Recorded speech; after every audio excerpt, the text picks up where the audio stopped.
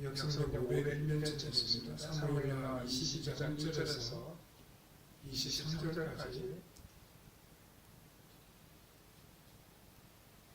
1절부터 같이 읽겠습니다. 여호와께서 다윗의 모든 운수의 손과 사울의 손에서 구원하신 그날에 다윗이 노래의 말씀으로 여호와께 아뢰기를 여호와는 나의 반석이시요 나의 요새시요 나를 위하여 나를 근치시는 자시요 내가 피할 나의 반석의 하나님이시요 나의 반패시요 나의 구원의 뿌리시요 나의 높은 망대시요 그에게 피할 나의 피난처시요 나의 구원자시라 나를 풍령에서 구원하셨도다 내가 찬송받으실 여호와께 아뢰리니 내 원수들에게서 구원을 받으리이다 사망의 물결이 나를 이루고 불의의 참수가 나를 두렵게 하였으며 수월의 줄이 나를 부르고 사망의 울무가 내게 이르렀도다 내가 갈란 중에서 여호와께 아뢰며 내 하나님께 아뢰더니 그가 그의 성전에서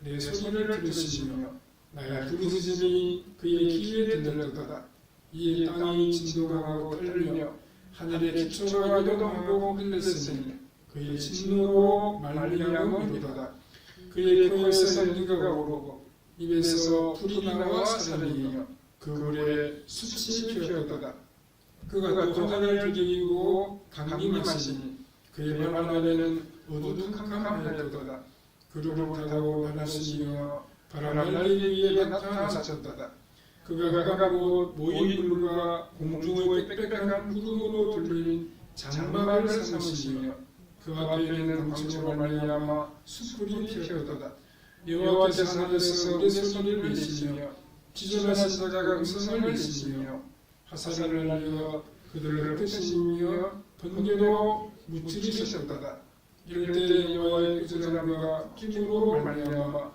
물빛이 드러나고 세상의 기초가 나타났도다 그가 위에서 손을 내미사 나를 흩으시며 많은 물에서 나를 건져주셨도다 애를 강한 수와 미워하는 자에서 건지셨으며 그들은 나보다 강했기 때문이로다 그들이 나의 재앙을 나에게 이르렀으나 여호와께서 나의 의지가 되셨도다 나를 또 넓은 곳으로 인도하시고 나를 기뻐하심으로 구원하셨도다 여호와께서 내 몸을 따라 삼두시며 내 손을 깨끗함을 따라 가꾸셨으니 이는 내가 여호와의 길을 지키고 악을 행함으로 내 하나님을 떠나지 아니하였으며 그의 모든 법도를 내 앞에 두고 그의 규례를 버리지 아니하였음이로다.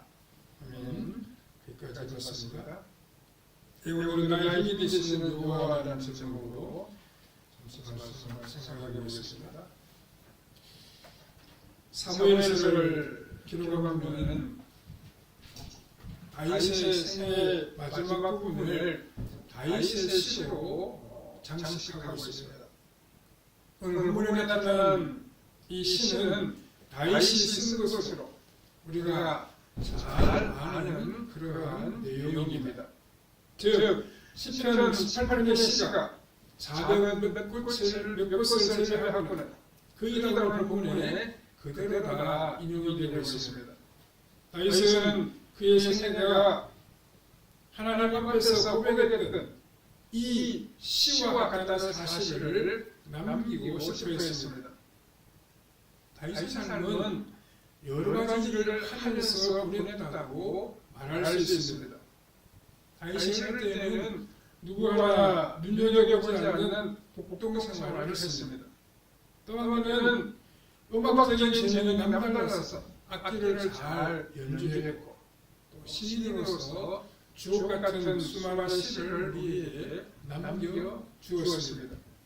그리고 다윗은 말씀의 행사가 있어서 설교를 하기도 했고 뛰어난 전략가로서 전투에서 패배를 몰았던 장수이기도 했습니다. 또 그는 이스라엘의 왕으로 하나님의 말씀을 따라 나라를 다스렸습니다. 이러한 다윗이 하나님의 은혜를 가장 많이 받을 때는 군인으로서 적과 싸움을 할 때였고 적에게 쫓길 때가 왔다고 고백하고 있습니다. 그는 죽을 뻔한 대로 여러 차례 있었지만 그럴 때마다 하나님께서 그에게 자비를 베풀어 주셔서 죽음을 면하게 하셨습니다. 다윗은 이러한 체험이 그 자신의 삶을 보배롭게 만들었다고 고백하고 있습니다. 그리고 우리의 본문을 통해 다윗과 함께 하셨던 그 여호와 하나님을 오늘 우리도 만날 수 있어야 하겠습니다. 첫 번째로 다윗은 하나님에 대하여 고백했습니다. 본문 1절에 여호와께서 다윗을 모든 원수의 손과 사울의 손에서 구원하신 그날에 다윗이 이 노래의 말씀으로 여호와께 아뢰어라고 했습니다. 이 다윗이라고 하는 위대한 믿음의 사람은 어떻게 만들어졌습니까? 그러니까 아주 좋은 가문에서 태어난 사람이 아니었습니다. 그의 부모가 엄청난 재정적인 능력을 가지고 있는 것도 아니었습니다. 그렇다고 다윗이 당대의 훌륭한 선생님에게서 배워 뛰어난 학식을 갖춘 것도 아니었습니다. 다윗은 당시에 아주 미천한 목동 출신이었습니다. 그런데 어떻게 해서 그가 탁월한 지혜와 믿음을 가진 지도자가 될 수 있었습니까? 그것을 놀랍게도 다윗이 사울이라고 하는 용광로 속에서 고난과 시련을 겪으면서 서서히 위대한 하나님의 사람으로 만들어져 갔습니다. 다윗이 왕으로서 이스라엘 다스리기에 필요한 모든 지혜와 능력을 사울이 없었다면 배울 수 없었습니다. 그만큼 사울왕은 다윗에게 큰 걸림돌이었으며 동시에 위대한 지도자로 만들어준 디딤돌이기도 했습니다. 어떤 경우에는 사울이 하는 것을 보고 다윗은 나는 절대로 저렇게 해서는 안 되겠다는 것을 배웠습니다. 또 다른 경우에는 절대적인 위기 가운데에서 하나님을 온전히 의지하는 법을 깨닫기도 했습니다. 오늘 본문을 시편 18편과 비교할 때 시편 18편의 1절 말씀이 빠져 있습니다. 시편 18편 1절에 보면 나의 힘이 되신 여호와여 내가 주를 사랑하이다 라고 하는 말씀이 기록되어 있습니다.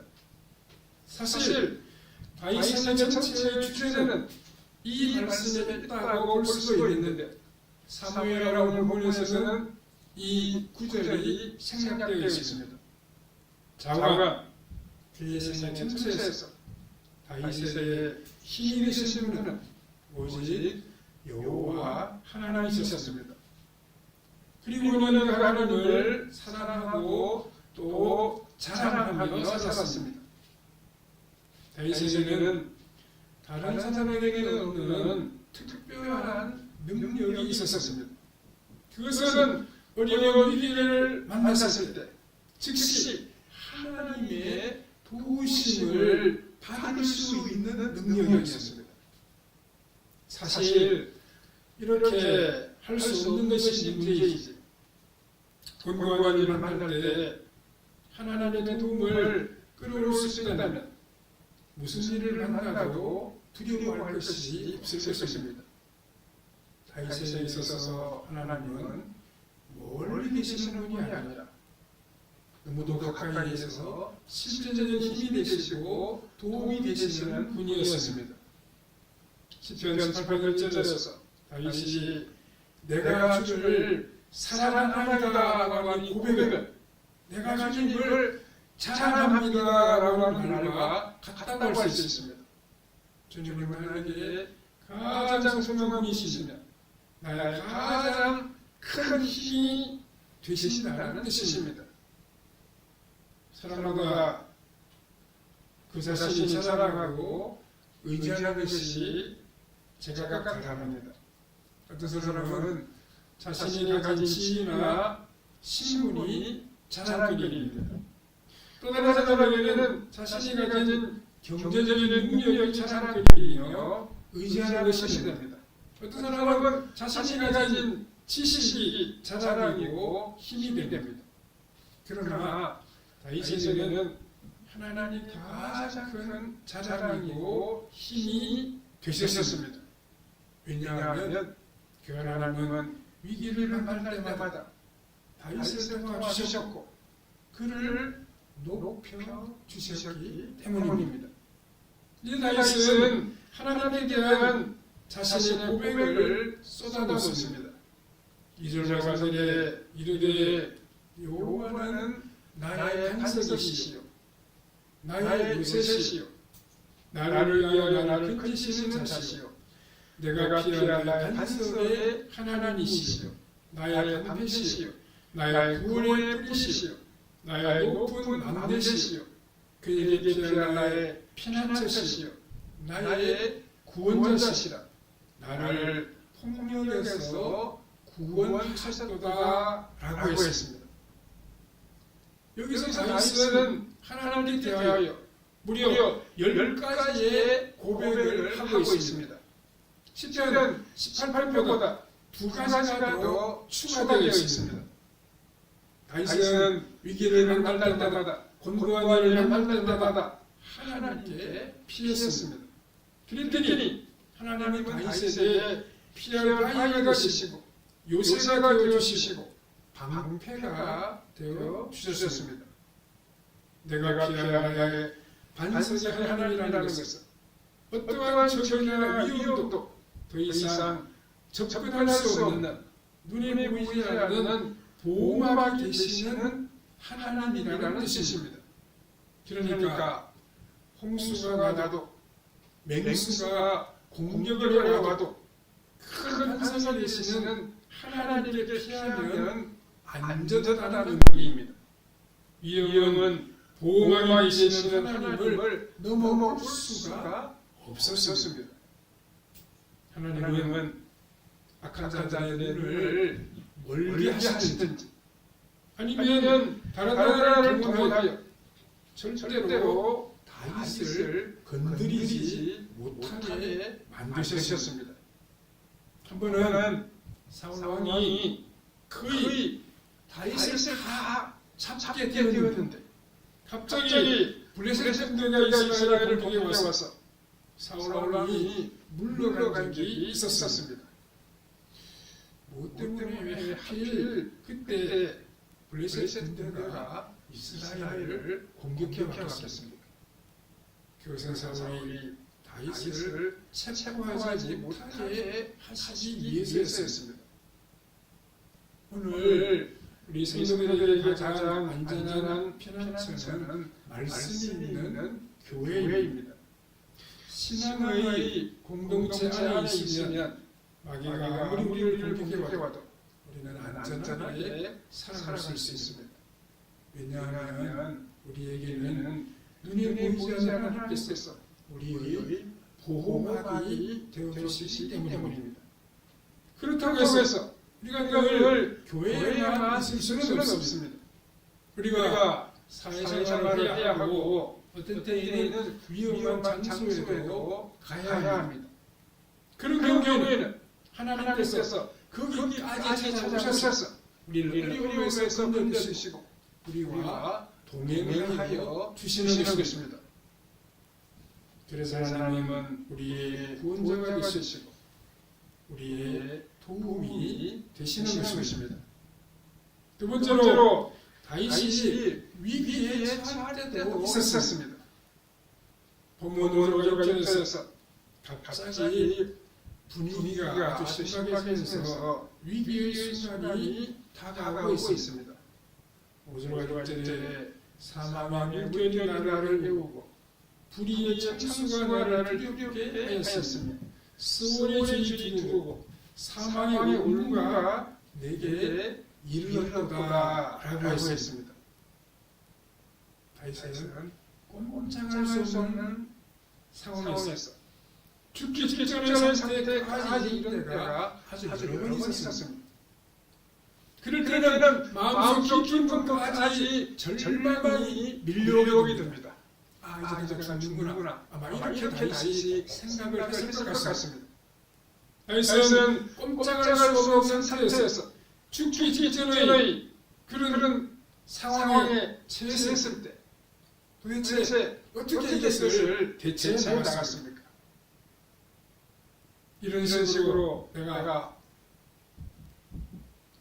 죽는구나. 여기가 내 생애의 마지막이구나. 그렇게 생각했습니까?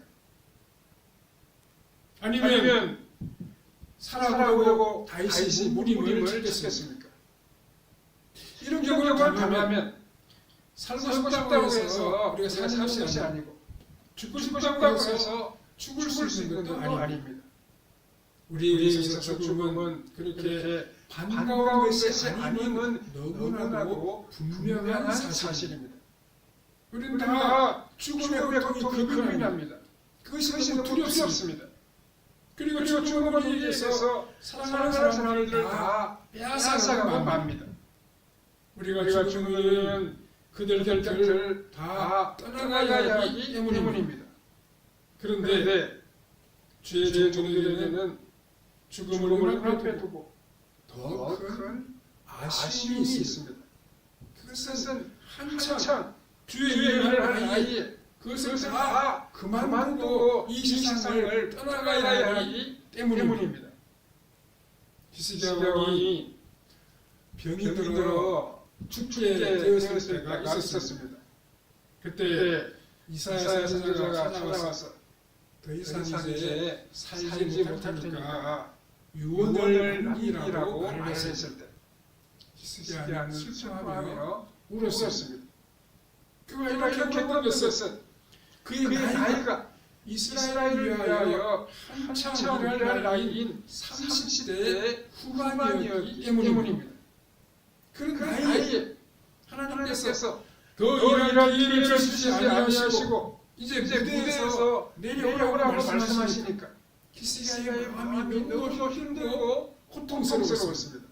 그래서 그는 슬슬 울면서 통곡했고 하나님은 히스기야에게 다시 한번 이스라엘을 섬길 수 있는 기회를 주셨습니다.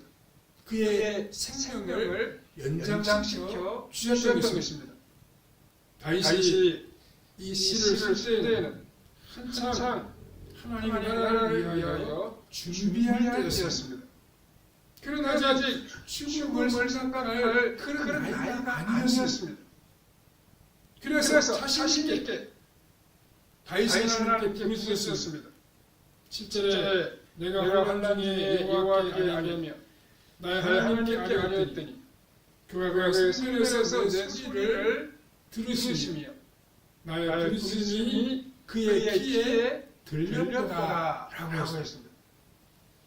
다윗이 지금까지 여러 가지의 연단을 하면서 견디는 이유가 무엇입니까? 장차 하나님의 나라를 위하여 유익하게 사용되는 그릇이 되기 때문입니다. 그런데 아직 하나님의 약속이 이루어지기 전에 죽음이 그를 삼키려고 덤벼들고 있습니다. 여기서 다윗은 두 가지를 붙잡았습니다. 하나는 하나님의 약속입니다. 하나님은 다윗을 하나님 나라의 종으로 쓰시기 위하여 기름을 부으셨습니다. 하나님은 그 약속을 지키셔야만 했습니다. 또 하나는 하나님은 그 부르짖는 기도를 반드시 응답하신다는 것입니다. 그래서 다윗은 성전을 향하여 온몸에 간구했습니다. 성도의 부르짖는 기도는 놀라운 응답을 가져오게 됩니다. 8절에 10절에 보면 이에 땅이 진동하고 떨리며 하늘의 기초가 요동하고 흔들렸으니 그의 진노로 말미암음이로다. 그의 코에서 은가가 오르고 입에서 불이 나와 사름이여 그 불에 숯이 피었도다. 그가 화환을 들이고 강림하시니 그의 발 아래는 어두컴컴하였도다. 이렇게 기록하고 있습니다. 다윗이 기도할 때마다 하나님은 언제나 다른 방식으로 응답하셨습니다. 땅이 중하고 떨며 하늘의 기초가 흔들리고 요동했다는 것은 천둥이 많이 치는데 얼마나 생각한지 땅이 흔들릴 정도였다는 것입니다. 특히 고대인들은 이런 일을 당하게 되면 신이 진노한 것으로 받아들였습니다. 다윗은 이런 일을 볼 때 하나님께서 자신을 도와주신다고 받아들였습니다. 그의 코에서 이가 오르고 입에서 불이 나와 산다는 것은 화가 난 사람의 코에서 김이 나오고 입에서 뜨거운 기운이 나오는 것을 보여줍니다. 다윗이가 번개를 맞아서 숲에서 불이 일어나고 있었습니다. 그는 이 산불을 보고 하나님을 진노하고 계시며 콧기운을 들을 정도로 하나님이 자신의 가까이에 계신다고 느꼈습니다. 하나님은 하나님의 말씀을 사랑하는 중을 절대로 위기 가운데 내버려두지 아니하십니다. 17절에 그가 위에서 손을 내밀사 나를 붙드시며 많은 물에서 나를 건져 내셨도다라고 말씀했습니다. 갑자기 큰 비가 내려서 사람들이 불이 껴 있을 때 구조대가 헬기를 보내 사람을 추천하는 그런 경우가 가끔씩 있습니다. 그러면 물에서 헤엄치지 않고도 공중에서 안전한 곳으로 옮겨질 수 있습니다. 그럼 여기서 그가 위에서 손을 내미사라고 할 때 무엇을 내민다는 뜻이겠습니까? 하나님이 구원의 찬사를 보내어 그를 끌어올리셨다는 뜻입니다. 지금 적들이 보내고 나서 다윗을 안전한 곳으로 옮겨 주신다는 의미인 것입니다. 세 번째로 하나님은 그 어떤 것보다 강하신 분이십니다. 다윗이 여러 번 위기를 경험하면서 느낀 것은 하나님께서는 그 어떤 어려움보다 더 강하신 분이라고 하는 사실입니다. 하나님은 해결하지 못하신 문제가 없습니다. 18절에 나를 강한 원수와 미워하는 자에게서 건지셨으며 그들은 나보다 강했기 때문이로다 라고 했습니다.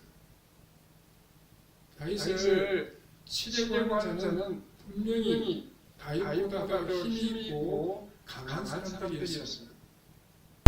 그들이 다윗과 싸울 그렇게 힘이 세지도 못하고 날려도 아니었습니다. 그 이유가 무엇이겠습니까? 그 장수 뒤에서 하나님의 힘센 천사가 끌어당기기 때문입니다. 그래서 그들이 다윗을 해치지를 못했습니다. 골리앗만 해도 어렸을 때부터 싸움꾼이었습니다. 골리앗은 몸이 크고 아주 재빠른 자였습니다. 그런데 이상하게도 다윗과 싸울 때는 이전의 골리앗이 아니었습니다. 그렇게 몸이 둔할 수가 없습니다. 그 이유는 하나님께서 뒤에서 골리앗을 잡아 끌고 위에서 내일이 누르고 계셨기 때문입니다. 따라서 곰같이 둔한 골리앗이 다윗의 물백도를 맞지 않을 수가 없었던 것입니다. 성도들은 하나님의 힘을 잘 사용해야 합니다. 성도의 능력은 성령의 바람을 타는 것과 같습니다. 하나님께서 힘을 쓰지 아니하시면 재앙을 용서하라고 해도 힘을 쓸 수가 없습니다. 그러나 우리가 성령님께 민감하고 늘 성령님과 동행하면 성령의 바람을 탈 수가 있습니다. 다윗은 재앙 중에서 무엇을 깨달았습니까? 19절에 그들이 나의 재앙의 날에 내게 이르렀으나 하나님께서 나의 의지가 되셨다라고 고백했습니다. 재앙의 날에 의지가 된다는 것은 하나님께서 보험과 같은 역할을 하신다는 뜻입니다. 우리가 왜 보험에 가입합니까? 예상하지 못한 어려운 일을 만날 때 도움을 받기 위해서 우리가 다 보험에 가입을 합니다. 다윗이 하나님의 보험에 가입했더니 적들이 공격에 올 때 충분한 보상과 도움을 받을 수 있었습니다. 또 재앙이 다윗에게 더 좋은 길로 인도하더라는 것입니다. 20절에 보면 나를 더 넓은 곳으로 하시고 나를 기뻐하심으로 구원하셨다라고 말씀했습니다. 원수들이 나를 미워하여 나의 생활 근거지를 빼앗고 파괴시켜버렸습니다. 그래서 어쩔 수 없이 다른 곳으로 옮겼는데 옮기고 보니까 사실 그 옛날에 살던 곳이 너무도 협소하고 더 이상 있을 수도 없던 그런 장소라는 것을 알게 되는 것입니다. 그러니까 하나님께서 원수들을 사용하셔서 밀어나려 끝나지 못하는 우리를 억지로 더 좋은 것으로 더 환경이 좋은 것으로 인도하시는 것입니다. 그래서 우리가 과거의 손해를 애석해 하거나 후회할 필요가 전혀 없습니다. 그러면 다윗이 어떻게 해서 특별한 하나님의 보호하심과 복을 받게 되었습니까? 다윗이 도대체 복을 받은 비결이 어디에 있습니까? 그 이유는 다른 곳에 있지 않습니다. 다윗이 오직 하나님의 말씀을 살아가고 하나님의 말씀을 붙잡았기 때문입니다. 21절에 여호와께서 내 공의를 따라 상 주시며 내 손의 깨끗함을 따라 갚으셨다고 했습니다. 다윗이 하나님의 의를 따라 살아갔습니다. 참으로 깨끗하고 정결하게 살아갔습니다. 다윗이 바른 사람이었습니다. 올바른 길로 나아가는 사람이었습니다. 그래서 하나님의 은혜를 입은 것입니다. 말씀을 따라 살아가니까 하나님이 그에게 함께 하시고 놀라운 사랑과 은혜를 베풀어 주신 것입니다. 또 22절에 보면 다윗이 여호와의 도를 지켰다고 했습니다. 그의 기회를 버리지 아니했다고 했습니다. 하나님 말씀 사랑하고 말씀 가운데 걸어갔다는 것입니다. 말씀이 이끄심을 따라 살아갔다는 것입니다. 온전히 말씀에 순종하는 삶을 다윗이 이어갔다는 것입니다. 말씀에 순종할 때 하나님은 우리의 도움이 되십니다. 우리의 힘이 되십니다. 우리의 방패가 되십니다. 여러분 옛날 영화나 드라마 보면 그렇게 나오지 않습니까? 이때 장군이 갈 때 어떻게 합니까? 방패를 가진 수많은 군인들이 이 장군을 둘러싸고 있어요. 그러니까 저기 화살을 쏴도 이 장군을 해칠 수가 없는 것이죠. 하나님이 바로 이런 방패가 되신다는 것입니다. 우리가 말씀에 순종하고 살아가면 하나님 우리 방패가 되셔서 어려움을 피하게 하시고 힘든 일을 하시게 하시고 가장 복된 길로 나아가도록 도와주신다는 것입니다. 우리가 말씀을 살아갈 때 하나님 붙잡아 주시는 놀라운 은총의 체험을 하게 된다는 것입니다. 다윗처럼 말씀을 사랑하고 순종하며 살아감으로 우리의 도움과 힘이 되시는 하나님을 항상 체험하는 성도님들의 삶이 다 되시기를 바랍니다. 사랑하는 하나님의 은혜를 감사합니다. 저희들이 다윗이 형통한 삶을 살아가게 된 비결을 함께 생각해 보았습니다. 다윗이 힘이 되시고 하나님을 사랑하고 하나님을 의지하며 살아가는 것을 우리가 배웠습니다. 다윗이 말씀에 순종하며 나아가는 것을 우리도 발견했습니다. 우리 다윗과 같이 하나님을 사랑하고 말씀을 순종하며 나아감으로 우리의 힘이 되시고 우리의 되시고 함께하신 함께하신 하나님을 항상 우리 삶 가운데 만나고 체험하고 경험하는 우리의 우리의 신앙생활이 다 되게 되시기를 해주시기를 원하옵고 예수님의 예수님의 그분과 그분과 신이라고 신이라고 기도하옵나이다. 기도하옵나이다. 아멘. 아멘.